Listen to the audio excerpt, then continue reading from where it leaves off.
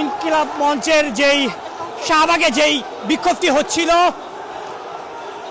শহীদ শরীফ ওসমান হাদির বিচারের দাবিতে, সেই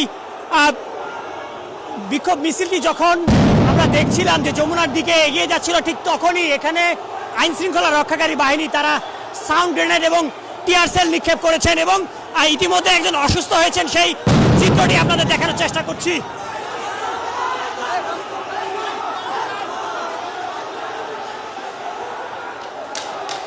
ইতিমধ্যে এখানে আহতের ঘটনা ঘটছে, সেই চিত্রগুলো লক্ষ্য করা যাচ্ছে। প্রিয় দর্শক, আপনাদের জানিয়ে রাখি, শরীফ ওসমান হাদির হত্যার বিচারের দাবিতেই আমরা দেখছিলাম যে ইনকিলাব মঞ্চ এই শাহবাগ চত্বরে অবস্থান করছিলেন এবং তাদের একটি মিছিল যখন সচিবালয়ের যমুনার দিকে এগিয়ে যাচ্ছিলেন, ঠিক তখনই আমরা লক্ষ্য করেছি আইন শৃঙ্খলা রক্ষাকারী বাহিনীর দিক থেকে সাউন্ড গ্রেনেড এবং টিয়ার সেল নিক্ষেপ করা হচ্ছে। ইনকিলাব মঞ্চের যেই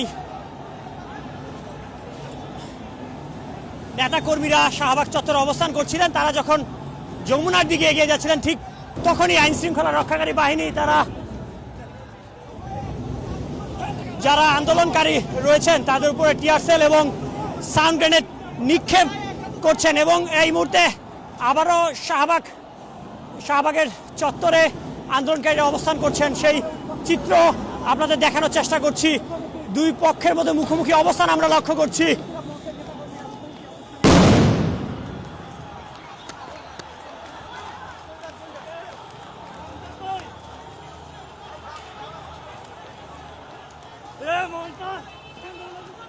শাহবাগ চত্বরের ঠিক মাঝে আমরা লক্ষ্য করেছি একটি সাউন্ড গ্রেনেড ইতিমধ্যে নিক্ষেপ করেছে আইন শৃঙ্খলা রক্ষাকারী বাহিনী।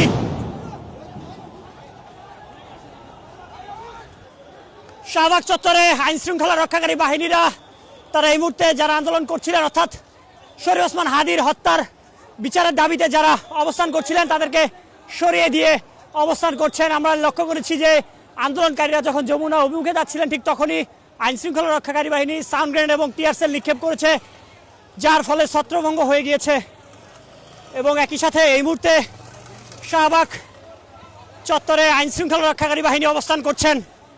যদি আপনাদের একটু দেখানোর চেষ্টা করি,